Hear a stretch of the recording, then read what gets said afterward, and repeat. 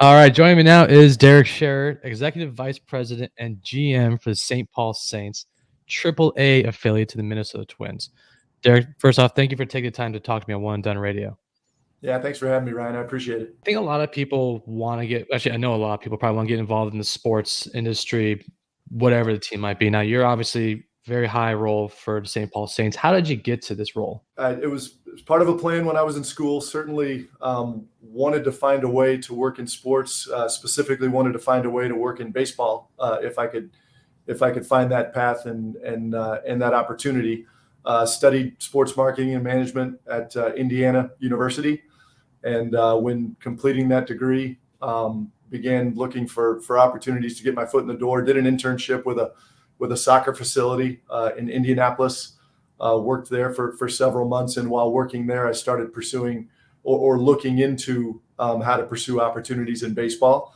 I in that search, I learned of a team in Fort Myers, Florida, called the Fort Myers Miracle. Yep. Did my research on that club and learned that the team was owned and the team president was a gentleman named Mike Veck. I had, as a student at Indiana, I had studied a lot about the Veck family and the Veck history and the lineage. Didn't know much about Mike at that time. I was a 22, 23-year-old kid. Knew about Bill Veck, knew about his ownership of the White Sox, knew about his ownership of the St. Louis Browns and the Cleveland Indians. So when I heard about the Veck name and that Mike Veck was involved with the Fort Myers Club, I had a sense that that's where I wanted to be if I could figure out a way to get there. Long story short, wrote a letter, got a response, did an interview, accepted an internship, making somewhere in the range of $250 a month, plus the opportunity to share an apartment with 3 other interns and the mascot dog, and I jumped at it. And 30 years later, I'm talking to you. It's fine. I actually did an interview the other day with the Fort Myers Mighty Muscles, single A affiliate. Sure, yeah. And we talked about the Miracle as well. I used to go to Miracle games when I lived down in the Fort Myers area. It is kind of cool to see you started from the single A and eventually, you got to where you are today. Yeah, a little bit of a circuitous route. For 7 years, I was in Fort Myers with the single A club operating spring training for the Twins. Mm-hmm. Went to Charleston, South Carolina, was there for 4 years or 3 seasons, 4 years of life. And then I've been here in St. Paul ever since, but as an independent club for most of the time here in St. Paul. And then just recently sort of re-engaging, closing the circle with the Minnesota Twins affiliation. Before we start, you did mention this hat, which is a beautiful hat that was sent over. Thank you guys for sending this. Sure. You guys, and I haven't done a rankings list yet, but this is definitely going to be up at the top or right up there. I'm probably going to do a rankings list of all the hats I've received from different teams, but this is a beautiful hat. I love the script and everything on it. What goes into designs? Because when you go on the website, it has multiple options. You guys wear alternate hats, different designs. What goes into that? We spend a lot of time talking about the difference between brand and branding. And I think that's when we go about creating, and obviously that's a very traditional design, but the St. Paul Saints have a long history of franchises playing in the city of St. Paul. There have been several different versions, iterations of the St. Paul Saints dating back to the late 1800s. So from a branding perspective, we've always taken the approach of having a very classic, traditional look. From a brand perspective, we take a different approach. In our world, we feel like the brand is consistently doing well the things that matter most. That's what our brand is.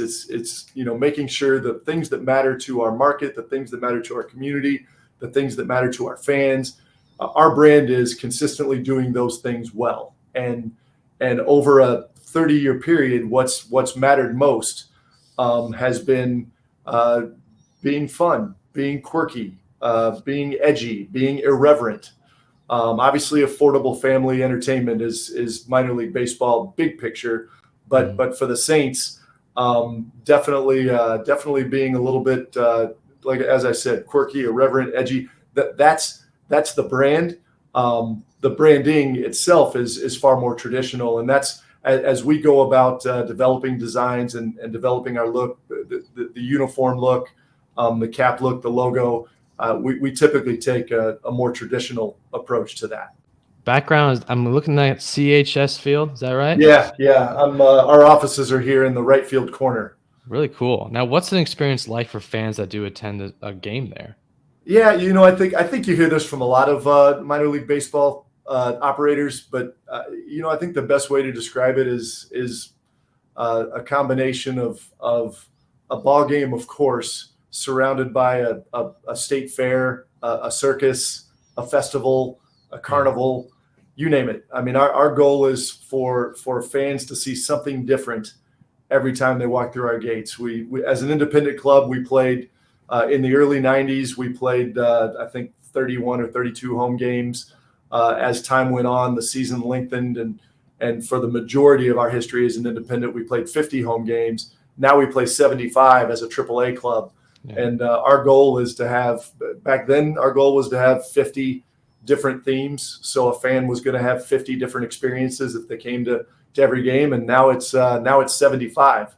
Unfortunately, about 18 to 24 of those 75 games are played in not the best weather, but that's baseball in Minnesota in April. So that is baseball in the Midwest. Absolutely. Yeah. Now you guys being a AAA affiliate, you guys have a lot of rotation. Guys come down and up. From my experience, I've seen notice in baseball a lot. What is it like working with the Twins in that regards? And I guess when a prospect does go up, come down, and movement happens, what is that like that you guys go through on your end? Sure. The reality is we don't have an awful lot to do with it. Right. The discussion is taking place between our field manager, Toby Gardenhire, and the Twins player development staff. We don't get involved in the minute-to-minute, day-to-day discussion. Now, we certainly need to become involved from the perspective of making sure that we're sharing that news with the media, making sure we have an opportunity to celebrate that player's opportunity, either a guy getting called up to join us or a guy getting called up to leave us to go to the Twins. So we definitely want to make a story out of those opportunities. That's a lot of fun for those players, and it's certainly a lot of fun for our fans to see that happen. I think we're unique ourselves and maybe a couple of other teams based on the proximity that we have, whether it's Sugarland in Houston or Gwinnett in Atlanta, or maybe to some extent Tacoma with the Mariners. I think we're probably the closest in proximity to our major league affiliate. Our ballparks are literally 10 miles apart. Oh, wow. So for a player to get promoted, they can jump in a Lyft or an Uber and shoot over to the big league ballpark. We actually did have a player earlier this week, Matt Wallner, an outfield prospect for the Twins. He was in our lineup, played here at CHS Field in an 11 o'clock day game, and then was promoted and was in uniform in the dugout for the Twins that night. So it's a unique relationship, and the fact, I think what makes it even more interesting is these two teams, the Twins and the Saints, have operated successfully in the same market in essence now for 30 years, and 28 of those years we weren't partnered. So here we are now, 28, 30 years later, and we're partnered. We're married in a way that I don't think anyone ever dreamt would be the case. That was certainly not the goal of the Saints ownership over those 27, 28 years. That when they had a vision for baseball in St. Paul, it wasn't let's build a franchise and eventually affiliate with the Twins. That was never part of the plan. They wanted to bring baseball to a city that had a tremendous history and had a fan base that they knew would support it. They wanted to give St. Paul something of its own. Mm-hmm. It's you've got the Twin Cities here, and Minneapolis really had all of the sports, and the teams wore Minnesota across their chest. They didn't wear Minneapolis. It was Minnesota. So we wanted to give St. Paul, our ownership, Mike Veck, Marv Goldklang, Bill Murray, they wanted to give St. Paul something to call its own. And it was just a magical ride from 1993 to 2014 in the old ballpark, opening CHS Field in 2015, and then to see things progress to the affiliation with the Twins starting in 2021. It's been pretty special. It's awesome to be a part of that, and for the prospect you mentioned, what a doubleheader! Probably a doubleheader that you don't hear too often. Played in AAA one day, one game, the next game, and I can only imagine it's going to happen more and more. Talking about the fans, I know in minor league baseball, maybe I don't know fully, but there's not a lot of rivalry. Because I guess there's so much change, so much that happens. But where's one team that fans kind of get more excited to play against, or more fans show up for certain teams? I don't know if you have any knowledge of that. Yeah. So it's interesting. That's been a transition for us now, going from independent to affiliated. As an independent, the player development side of it was important. We wanted players that we signed to be on our independent club have an opportunity to sign with a major league organization. That was definitely a goal. But the number one goal wasn't player development. The number one goal as an independent was to win a championship. Yeah. So our fan base actually did sort of develop that taste for the competition, and developed rivalries with other teams, other cities in our league. We had a significant rivalry with Winnipeg, the Winnipeg Goldeyes. We had a rivalry with the Fargo Moorhead Redhawks, and they're all sort of regionally close also. So the cities sort of have the rivalry, not just the teams, but over time those rivalries built up, and you would have players in independent baseball that might be with you for 4 years or 3 years, somewhere that tended to be about the limit. But those guys would develop rivalries against other, hitters against pitchers, pitchers against hitters, things like that. So our fan base actually did have an opportunity over as I said, like a 27, 28 year period of time to develop actual rivalries. And now we're seeing a little bit of that transition into affiliated baseball. Certainly our geographic rivals, we don't have anybody too incredibly close because we're kind of up on an island here in the Great White North. But our geographic rivals are probably Iowa and Omaha, and we have Omaha here visiting us this week. We certainly see Iowa a couple times a year, and then you connect the major league affiliates to those teams, and then some other rivalries develop. So the Twins certainly have a geographic rivalry with the Milwaukee Brewers. So we've done our best to try to schedule Nashville, the Brewers AAA affiliate. We had Nashville in here a couple of weeks ago, and we saw an awful lot of Brewers jerseys walking around the ballpark, which was a lot of fun. It created a pretty fun environment. So we'll see that. I think that'll develop over time.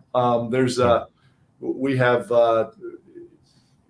the I-35 interstate corridor traveling north and south from the Twin Cities through Des Moines. So no question that we can create a fun rivalry between the Cubbies down there in Iowa. You mentioned sometimes promotional events for the St. Paul Saints, and what are some past events you guys have done? So maybe some upcoming events that you guys are planning to do. Sure. We have some fun with things, and we definitely try to push the envelope where we can. We'll see that again, another transition from independent to affiliated baseball. We certainly have to make sure we're not crossing the line too far. We'll toe the line as opposed to stepping across it too often. But over the years, we've done everything from the world's largest game of Twister, where we actually painted 50,000 colored dots on the outfield grass. And after the game, we invited the fans to come on the field and play a game of Twister. But during the game was actually played on a giant Twister board, which was just an unbelievable visual. We also celebrated an anniversary of the movie Animal House by having a full stadium food fight. during the between the fifth and the sixth inning. We gave away ponchos, so everybody was wearing a Saints blue poncho, and we provided a safety zone for folks who didn't want to participate to go avoid it. But the majority of folks participated. We handed out. We actually brought trays of food out that would be appropriate for a food fight: mashed potatoes, popcorn, you name it, stuff that's throwable and splatterable. So we had some fun with that. We did a world's largest pillow fight, which has since been beaten.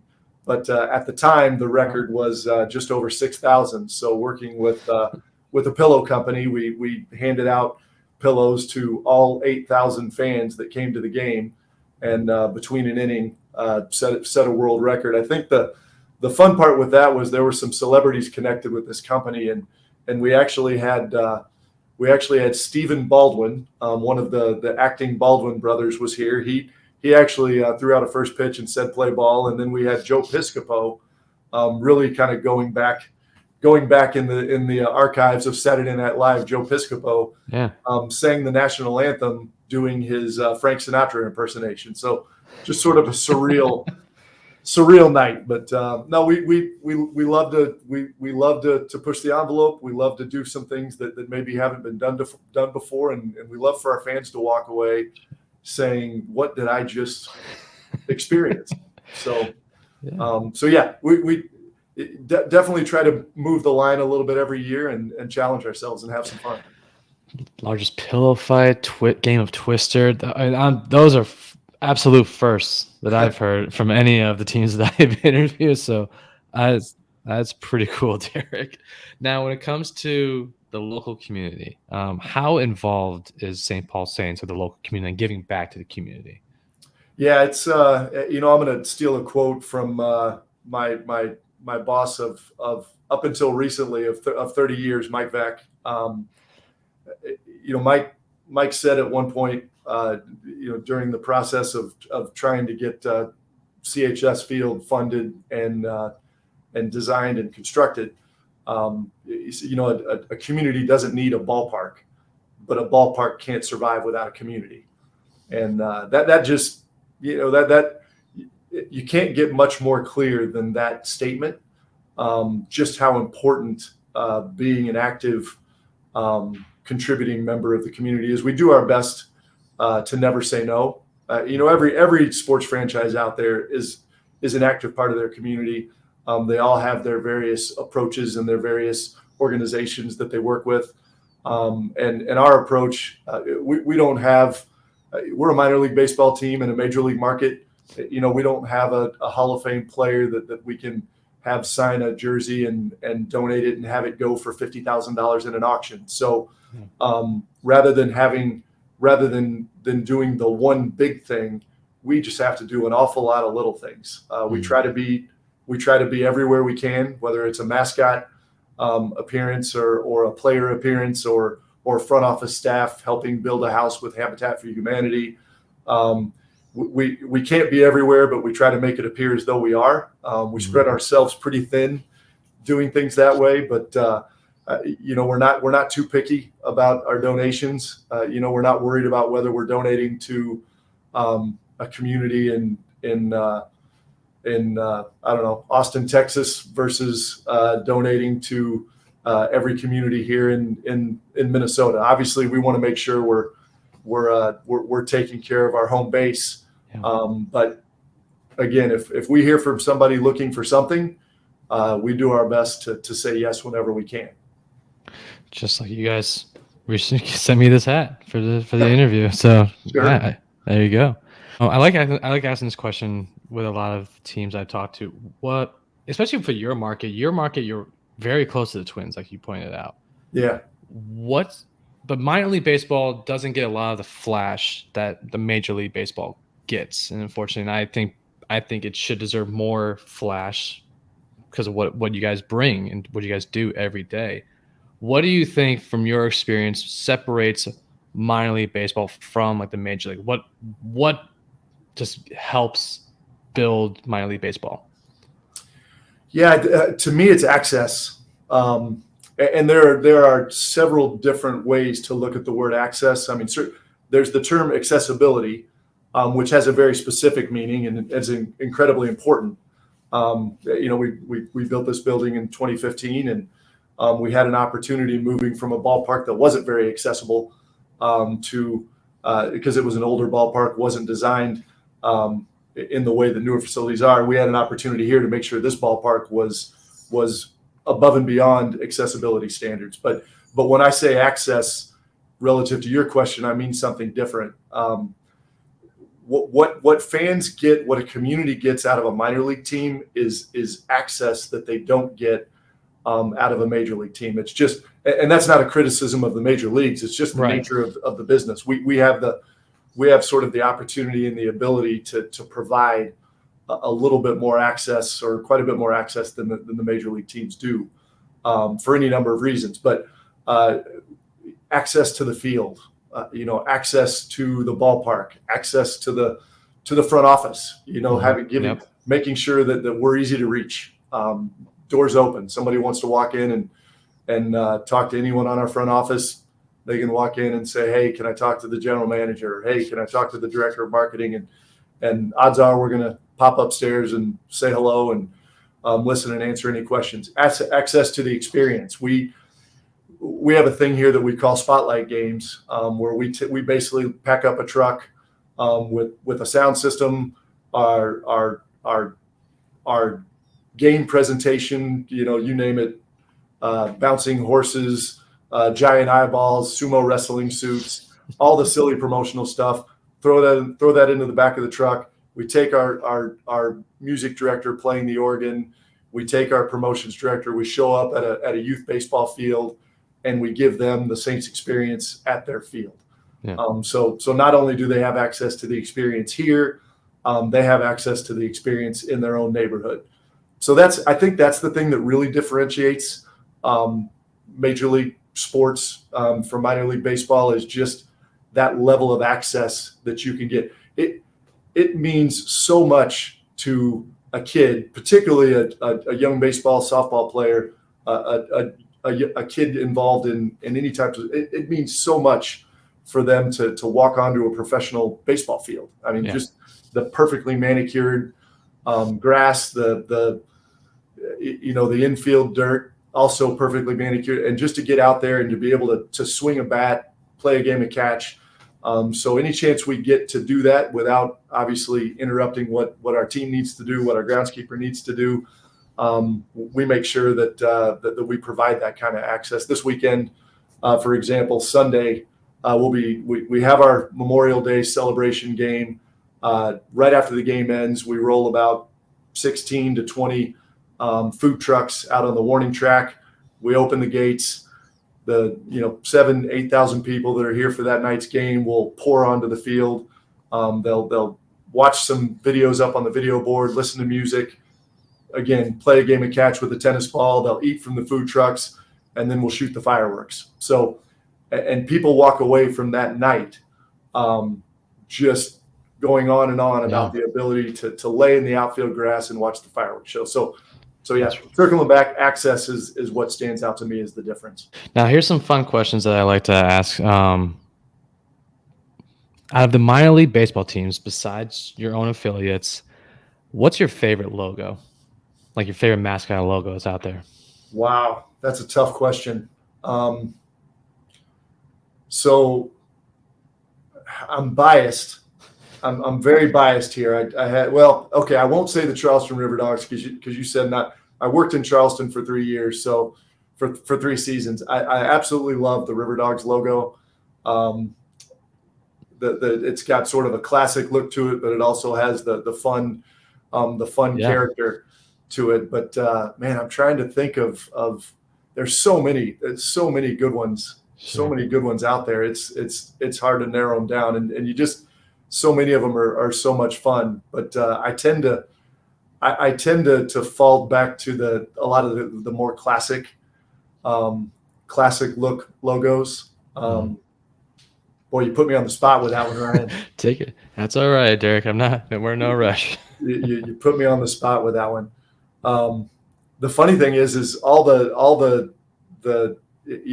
trash pandas come to mind as a fun one. I have to admit I struggle a little bit with the Mighty Muscles, just because my 7 years in Fort Myers with the Miracle. Yeah. Yeah, that was a tough one.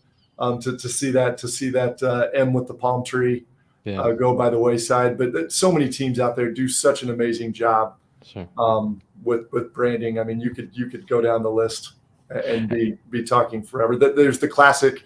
As I said, I sort of defer to some of the classic brands, the Durham Bulls, the Chattanooga Lookouts, the Toledo Mud Hens. I mean, I'm old enough that MASH was on when I was a young kid. At minimum, that I was watching the repeats of it, but seeing the character on MASH wearing the Toledo Mud Hens, the Toledo Mud Hens hat. But I tend to fall back to some of those classic ones. As successful as the more recent brands have been, and they've been wildly successful, those creative brands, I tend to defer to some of the more classic ones. It's good stuff. Now, if not baseball, I know you mentioned soccer before, but which sport would you want to be involved in? Yeah, so I grew up in Indiana, and in Indiana they basically throw a basketball in your crib, but before you can walk. So probably I don't know if I would I don't know if I'd want to work in basketball or not. The place that I've always been the most comfortable is a ballpark. I grew up going to Indianapolis Indians games, the AAA team there in Indianapolis. So that's sort of where I fell in love with the game of baseball was in what at the time was old Busch Stadium in Indianapolis. Now they have a ballpark, Victory Field, that just a gorgeous facility. But if I had to choose a sport that makes me scream at the TV because I'm passionate about it, it's college basketball. Like I'm an IU grad. Love the Hoosiers, and I got a few months every baseball off season where I'm a lunatic screaming at the TV watching an IU basketball game. I think we all are with our own teams, so you're not the only one. Last question. So, if you could watch a baseball game in any historic park, major league, minor league, whatever it is, which one would you want to go watch it? I'll cheat and I'll give you two. I'll give you a minor league and a major league, and one I already mentioned. Busch Stadium, BUSH, not SCH, like in St. Louis. Busch Stadium in Indianapolis, which is now some form of, I think it's been somehow transitioned into an apartment complex with the old structure of the ballpark there, which is really kind of cool. But that's where I fell in love with the game was watching. I can remember watching Pascual Perez match up against Steve Howe in a pitching duel. The Indians versus the Columbus Clippers at the time, and just watching, sitting and enjoying that environment. That would be my one minor league ballpark if from a historic perspective that I'd want to sit and watch a game again, because that's where I grew up watching baseball and loving the game. I think if I had to choose a major league ballpark, man, this one's hard to choose because there's the historic ballparks. I grew up making the drive. As soon as I could drive myself, my buddies and I would make the 3-hour drive from Indianapolis up to Chicago, and we'd catch a day-night doubleheader between Wrigley and Comiskey. So I don't know that you can top that. That's a day game at Wrigley, a night game at Old Comiskey was a pretty crazy experience for a 16, 17-year-old kid that loved baseball. So I'd probably, again, I'm cheating a little bit because now I just gave you 3 ballparks. That's okay. But I'm counting the Chicago experience as one experience. The day-night doubleheader in both ballparks, you can't really top it. But some of the newer, San Diego Petco is an amazing facility. Some of the newer facility that have taken so much from the historic buildings, but combine that with sort of that nostalgic feel of the older ballparks are just incredible. So, and we had similar fun here when we got to be involved in designing CHS Field. That's really cool. No, don't worry about the whole cheating stuff. You're good. I love all the answers. Now, Derek, for those that don't know where to find you guys on social media or online, where can everyone find you guys? Well, so first and foremost, saintsbaseball.com. is probably the quickest, easiest. At St. Paul Saints on Twitter and Instagram. So yeah, search us. We're on all the platforms. We're easy to find. Love it. Now, Derek, again, Executive Vice President and GM for the St. Paul State's AAA affiliate to the Minnesota Twins. Thank you again, Derek, for taking this time. I truly appreciate it. Yeah, thanks for having me, Ryan. I appreciate the time.